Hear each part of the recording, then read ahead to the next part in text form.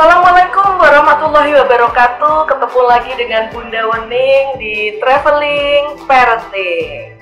Oke teman-teman, kita ketemu lagi ini di teras belakang rumah saya. Ada daun yang berlebaran, saya di lebaran gitu ya. Oke, untuk kali ini topiknya adalah kita akan bahas Q&A. Jadi sebelumnya saya udah membuka Q&A di IG saya, IG-nya @bundawening. Kemudian ini sudah ada beberapa pertanyaan dan kita akan membahas semua pertanyaan-pertanyaan yang masuk ke IG.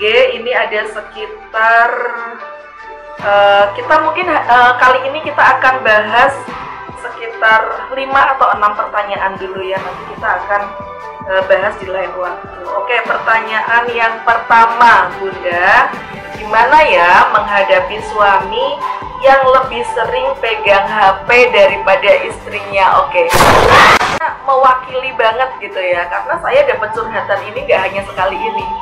Ada banyak curhatan atau beberapa curhatan lah para istri yang curhat seperti ini gitu. Kenapa ya suami saya kok lebih sering pegang HP-nya daripada istri? Ini adalah PR kita sebagai istri. Kenapa saya bilang PR? Kenapa dia lebih sering pegang HP gitu kan? Mungkin di situ HP lebih menarik gitu ya, lebih interaktif buat suami. Untuk itu PR kita di sini adalah kita harus lebih menarik daripada HP, lebih interaktif daripada HP. Caranya gimana? Kalau kita tergantung respon kita. Jadi kalau misalnya kita ngelihat wah suaminya pegang HP terus nih, terus kita ngomel-ngomel misalnya, dari tadi pegang HP terus, malah kemarin kalau nggak salah saya lihat ada beberapa ini ya video viral yang HP-nya suaminya lagi pegang HP terus istrinya ngambil lakban gitu kan, dilakban sama HP-nya gitu ya. Nah, ketika kita responnya adalah ngomel-ngomel gitu, kok ini HP terus gitu kan. Kemudian suaminya akan ngomong nih sama HP-nya, HP, kalau aku lagi bareng kamu, istri aku marah-marah, ngomel-ngomel. Jadinya kita backstreetan aja yuk. Jadi suaminya kalau mau main HP, dia di belakang istrinya gitu kan, diem-diem gitu. Nah kalau seperti itu kan kita malah lebih kehilangan lagi. Nah untuk itu responnya, kalau saran saya ketika suami lagi pegang HP, justru kita deketin suami. Kita deketin dengan cara-cara yang unik kayak gitu ya, mencari perhatiannya, menarik perhatiannya supaya suami beralih perhatiannya ke kita. Saya percaya pasti teman-teman bunda-bunda di sana lebih udah pintar gimana caranya menarik perhatian. Oke gitu ya, itu untuk pertanyaan yang pertama. Sekarang pertanyaan yang kedua, sebenarnya ini hampir sama sih Bunda. Aku punya suami yang cuek banget, saking cueknya kita tuh jarang membahas masalah keluarga kita. Nah, kalau seperti ini mungkin ada hampir sama, mungkin ada unsur yang sama gitu ya. Bisa jadi mungkin cueknya karena dia senang pegang HP, tapi bisa jadi mungkin ya dia cuek aja gitu. Untuk itu, supaya kita nggak nebak-nebak apa yang ada di kepalanya, apa yang ada di hatinya, lebih baik kuncinya di sini adalah, kunci untuk bukanya adalah tanya. Jadi deketin suami, kemudian tanya. Tanyanya bukan seperti ini ya, kenapa sih kamu kok cuek banget, nggak pernah bahas keluarga? Nah itu kan, itu bukan nanya ya namanya, itu lebih ke memojokkan atau lebih ke menghakimi atau menuduh gitu. Jadi nanya itu gimana, apa yang kamu rasain, apa yang kamu pikirin, mungkin ada yang pengen kamu sampaikan. Nah, mungkin bisa dipancing lewat pertanyaan-pertanyaan itu dulu gitu. Atau mungkin kita bisa mancing juga apa yang kita rasain, apa yang kita pikirkan gitu ya.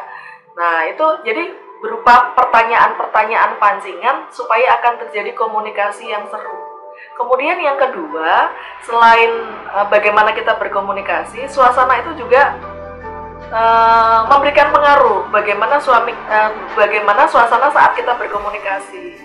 Apakah suasananya tuh nyaman, apakah suasananya tuh tidak nyaman, apakah suasananya tuh bikin kemerungsung, itu juga mempengaruhi. Kemudian kondisi orang yang kita ajak bicara, apakah dia dalam keadaan santai, apakah dia dalam keadaan lapar misalnya, ataukah dia dalam keadaan tidak nyaman dan lain sebagainya.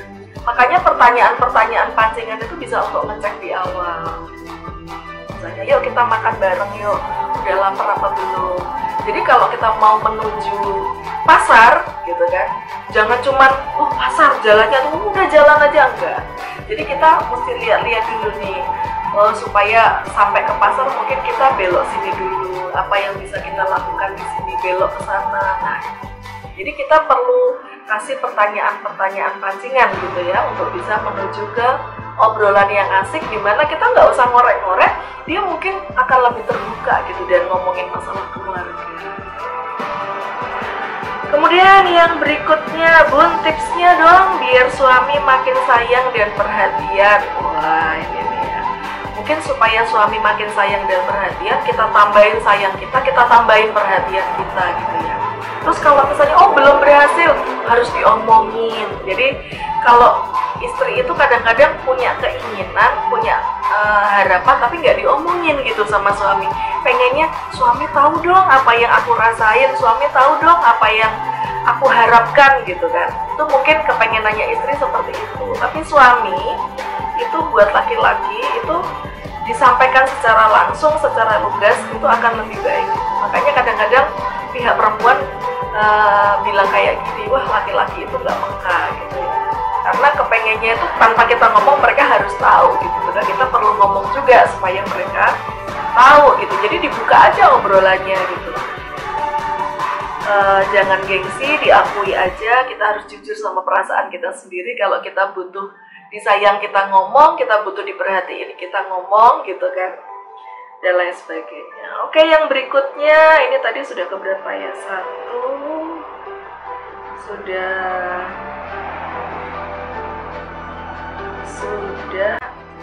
4. Nah, ini sudah keempat. Bun, anak saya laki-laki usia 7 tahun, dia suka berteman, tapi kayak ada rasa kehilangan teman, itu gimana ya? Wah, ini saya saya berusaha untuk memahami kalimatnya dulu ya. Dia suka berteman, tapi kayak ada rasa kehilangan teman, itu gimana ya? Mungkin saking senengnya berteman,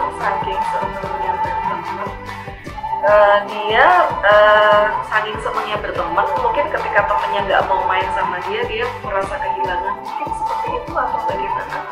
Atau mungkin dia seneng berteman, tapi mungkin kadang-kadang pengen sendiri gitu ya. Nah, ini ada dua kemungkinan ya, tapi saya berusaha untuk memahami. Kalau yang pertama tadi, dia senang berteman, tapi saking senengnya gitu. Jadi saking senengnya berteman, jadi mungkin kalau temennya lagi nggak pengen main sama dia tuh jadi kayak merasa kehilangan banget. Mungkin ini kemungkinan yang pertama. Kalau seperti itu kita motivasi aja terus. Jadi kalau ada anak sedang bersedih, ini penting ya buat teman-teman semua ya. Ketika anak kita lagi sedih, atau dia sedang menunjukkan emosinya, itu adalah penting kita untuk berempati. Jadi jangan langsung bilang, jangan sedih, gitu aja sedih, nggak usah sedih lah. Jadi kamu sedih ya, atau apa yang kamu rasakan? Aku sedih mah. Apa yang bikin kamu sedih? Aku soalnya dia nggak mau main sama aku. Ya, wajar lah kamu merasa sedih. Ketika mungkin kamu merasa aku nggak mau main sama aku, coba ya kita pikir, siapa tahu dia lagi sedih juga, jadi dia lagi nggak pengen main bareng. Pernah nggak kakak mungkin merasa seperti itu? Jadi pertama tunjukkan empati, setelah tunjukkan empati, kemudian kita mengajak anak untuk berempati dengan temennya gitu kan. Nah, itu mungkin akan memudahkan dia untuk memaklumi perilaku temennya yang mungkin tidak sesuai dengan harapan dia. Nah, mungkin yang kedua, kemungkinan yang kedua ya, dia seneng berteman, kadang-kadang dia mungkin lagi gak pengen berteman. Menurut saya itu hal yang wajar-wajar aja. Kadang-kadang kita juga ada di situasi itu gitu. Kadang-kadang kita pengen ngumpul sama teman-teman kita, tapi kadang-kadang ada saat-saat dimana kita pengen sendiri. Oke, ini sudah 4 pertanyaan gitu. Oke, pertanyaan pertanyaannya, permainan edukasi untuk anak 2 bulan sudah bisa dilakukan belum ya Bun? Sudah, sangat sudah. Jadi namanya juga permainan edukasi adalah semua mainan yang bisa menstimulasi anak-anak kita berbagai aspek. Ada 4 aspek: kognitif, afektif, psikomotorik. Psikomotorik ada 2, psikomotorik halus dan psikomotorik kasar. Kemudian yang keempat adalah interaksi sosial, yang bisa menstimulasi aspek-aspek tersebut yang bersifat edukasi atau mendidik. Nah, jadi makanya kita perlu mensortir mainan-mainan anak kita, kalau bisa itu yang mendidik, yang ada unsur edukasi. Bahkan mungkin tidak harus pakai alat ya. Jadi kalau misalnya bayi 2 bulan, ciluba, jangan dikira ya, ciluba itu juga ada manfaat. Itu mengajarkan kepatuhan. Ciluba, dia akan belajar ciluba, habis cilu akan ba, gitu kan. Nah, itu mengajarkan kepatuhan sebenarnya. Itu juga permainan. Kemudian bunyi-bunyian gitu ya, kita kasih bunyi-bunyian itu akan menstimulasi. Kemudian kita sentuh tangannya, itu juga akan menstimulasi motor halusnya. Kita sentuh kakinya, nanti kakinya akan gerak-gerak. Kita ajak bercanda, kita kasih ekspresi yang menyenangkan buat dia. Makanya ketika bayi dia posisi telentang, kemudian kita stimulasi gitu kan, kakinya akan gerak, tangannya juga akan gerak, gitu ya. Itu sangat-sangat sederhana dan insya Allah itu bermanfaat. Oke, yang tadi kelima ya, ini yang keenam, Bunda, apa yang harus saya lakukan jika anak sudah sangat ingin masuk SD padahal usianya masih 5 tahun? Kalau 5 tahun saya tidak merekomendasikan. Kalau bisa masuk SD usianya 7 tahun. Kalau misalnya usianya nanggung ya 6,5 tahun, pas masuk nanti 7 tahun, bulan-bulan Agustus, bulan-bulan Oktober 7 tahun. Kenapa? Karena anak sudah siap. Tadi ingat aspek yang saya sampaikan, ada aspek perkembangan ini namanya. Jadi manusia itu ada aspek perkembangan. Aspek perkembangan itu bukan hanya kognitif. Oh, anak saya pinter kok, anak saya udah bisa berhitung, anak saya sudah bisa gini, sudah bisa baca, sudah bisa ini. Itu berarti baru kognitif. Sedangkan tadi ada 4. Ada kognitif, ada afeksi. Kognitif itu lebih ke proses berpikir. Kalau afeksi itu lebih ke mengelola emosi. Psikomotorik itu halus sama kasar. Kalau halus itu berhubungan dengan tangan, kemudian kasar berlompat, berlari, menggulung-gulung dan lain sebagainya. Kemudian yang keempat adalah interaksi sosial. Kalau bisa aspek perkembangan ini sudah terpenuhi semua. Sebenarnya ada tesnya juga. Kemudian bisa diobservasi juga melalui 4 aspek ini. Nanti diturunkan perilaku-perilaku seperti apa yang bisa dijadikan indikator bahwa dia sudah siap masuk SD. Itu ya. Jadi misalnya nih secara kognisi sudah siap, tapi ternyata secara pengelolaan emosi itu belum gitu. Jadi nanti ketika dia masuk SD, dia sudah mampu, tapi dia mungkin nanti masih seneng jalan-jalan, mungkin dia masih ketika dikasih PR dan lain sebagainya dia mungkin merasa ini berat gitu kan, secara emosi belum, berinteraksi dengan temennya juga belum gitu. Nah, jadi kita nggak usah khawatir. Kadang-kadang saya bertanya sama orang tua, kenapa kok pengen masukkan anaknya cepet-cepet gitu ya. Karena mungkin nanti kan semakin muda semakin baik dia lulusnya. Tidak seperti itu juga. Jadi didiklah, asuhlah anak-anak kita sesuai dengan tahapan perkembangan. Jadi kalau yang ibu ini, bunda ini mungkin dia bingung, anaknya pengen banget gitu, karena itu tadi rumusannya seperti itu. Nah, terus kalau anaknya pengen banget gimana? Kita bisa alihkan.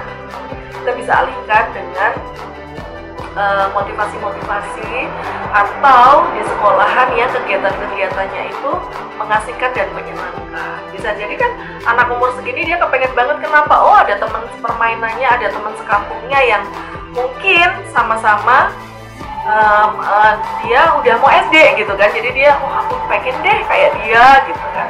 Nah itu kan artinya keinginan yang mungkin dasarnya itu sebatas hanya keinginan saja, tapi secara kemampuan, secara kompetensi mungkin belum sampai.